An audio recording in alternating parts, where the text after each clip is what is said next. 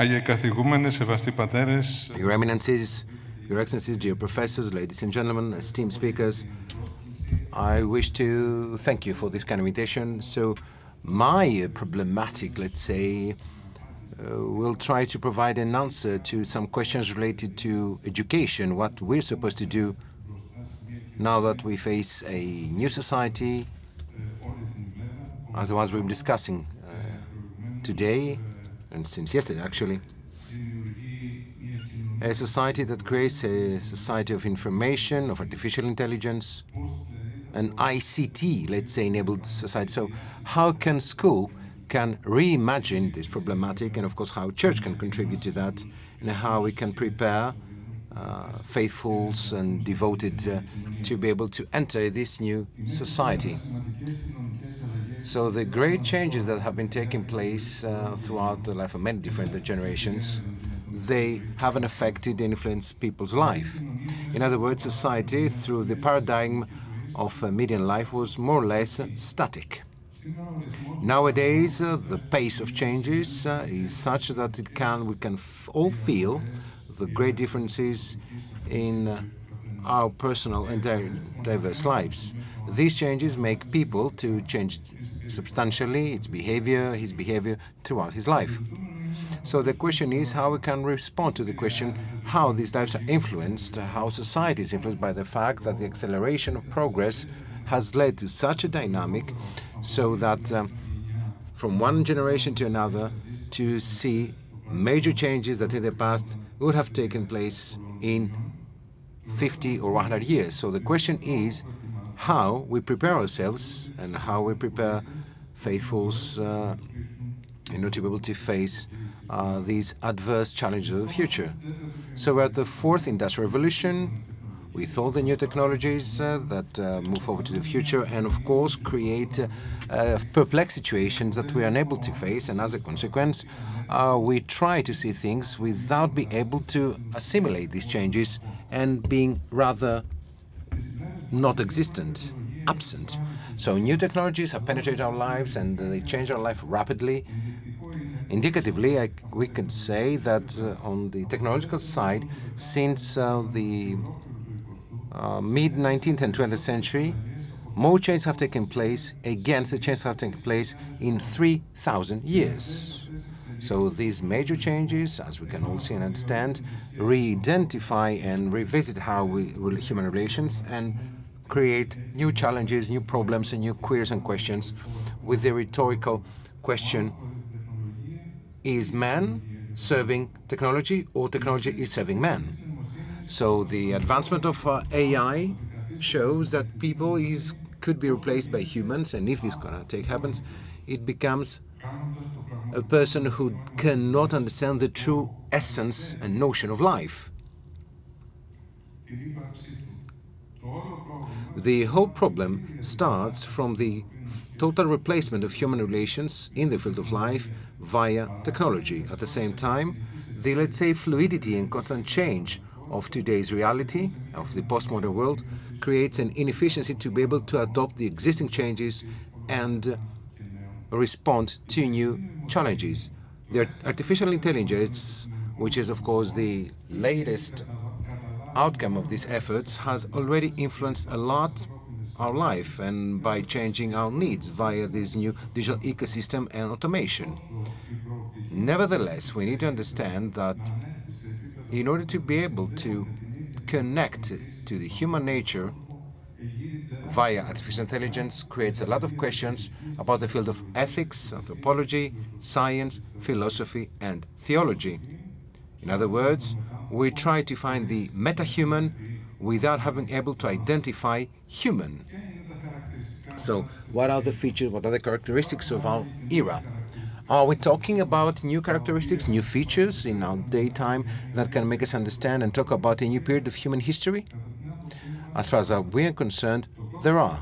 One of the new characteristics is the existence of many different choices, multiple choices in terms of life, in terms of our daily lives. So if the means of communication, orthography, the global communication language, and geopolitical data information change every 10,000 years, it seems that in any given life, changes are minimal and we have much choices to do. When the rhythm of changes accelerates from 10,000 years becomes 1,000, or from 1,000, 100, once again, we see that our lives still are static. But if, under the same acceleration, pace, and rhythm from 100 years, we go to 10 years, well, it seems that there is a certain synchronicity where we can find ways to communicate with many different habits which rely on previous historical phases change. And of course, this creates a new social status, a society of multiple choices. And of course, the multitude of choices do not help people to make an informative choice. An informed choice. Another important characteristic is the multiplication of knowledge, which led, of course, to the scientific specialization as the one we had previously by Dr. Georgios Karagiannis, the electric engineer who talked previously. Another important characteristic of our life nowadays are the over-specialization of science, which is not related simply to professionals and scientists, because these developments, for example, in medicine, are not related to each one of us, but still new technologies are related to each one of us. We need to use technologies which are controversial because they did not exist during our life as students, as pupils, as youngsters. And of course, this changes the way we learn. In other words, we understand that there are new data, new elements in the way of communication. Because, let's be honest, the easiness of understanding things is related to what we do, and this is related to the people of elder people cannot utilize all these new technologies because, of course, they are not familiar with these kind of technologies, and we saw that in the research that was conducted in the United States. In one of the previous meetings we had. Now, nowadays, everything is under transformation. Ideas, perceptions, but also, of course, the way we see things, which sometimes can be detrimental to our understanding. Now, in this way of understanding things and our life, this takes place in two different ways. First of all, in a vertical redesign, especially when talk to changes from any given government, and also something that we also need to understand is the so-called horizontal re-identification of education. Teachers and students, we need to reverse these aspects, and we need to see things differently, which should rely on skills. But the question is what these changes should be and how we can envision things in the future. As far as I'm concerned, there are four proposals, four things that we need to consider.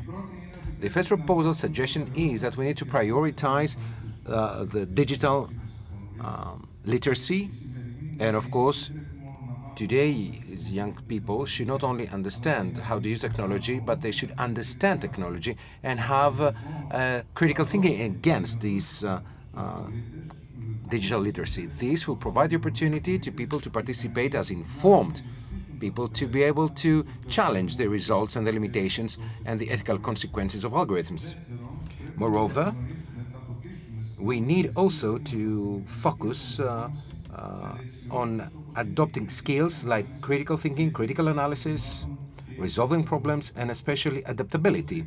Because let's be honest, this will help us all to resolve these issues, and in this way we should be able to teach our people how they can have a critical thinking for this new information that comes along, and to be able to better understand these issues.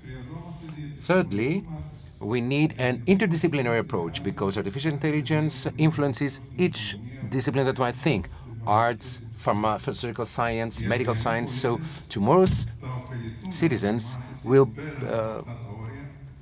extract some benefits from this approach, and of course, at the same time, they will be able to see things differently in the future. Allow me at this moment to say that I made a minor change, because normally I use ChatGPT for issues related to religion and with problematic related to ethics. But I entered ChatGPT, and I said what this means in tangible terms and how we can have this redesign. And I got some really interesting ideas on behalf of GDP, but I didn't get what I was expecting, something that I can never find, and this is that I'm trying to suggest right now. So the last part is that we should try to bring ethics, or ethos, if you wish, as a religious phenomenon at the forefront of the school curriculum. In a world where artificial intelligence might be a power for good or bad, students should have a solid basis capitalized on critical thinking. They should be able to understand notions like prejudice, like privacy, like self-awareness. And of course, this is very important for the people who wish to work in the technological field, but also as members of tomorrow's society. The Church, and allow me to provide a paradigm, an example, as I conduct some classes at the University of Crete. I'm the president of the Bioethics Committee of the Polytechnic School of the University of Crete. We do have some programs, especially in lifelong learning, in geography. And over there, I suggest a problematic, in other words, whether Christians can produce culture and, of course, and art. And we do understand that always we have been able to do that. And as Father Georgios Florovsky says, being faithful to tradition means not just being in accordance with the past, but also it means at a moment to be free against the past and having critical thinking. So tradition is not just a protectionist scheme, but it is essentially a new way of Renaissance. So the question that I would like to suggest to all participants is what's going to happen if, at a certain moment, you find an algorithm which creates amazing images. So in other words,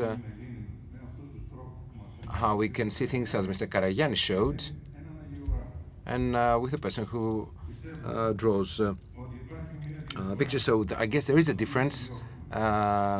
So we need to find a perfect human or a saint in its own perfection.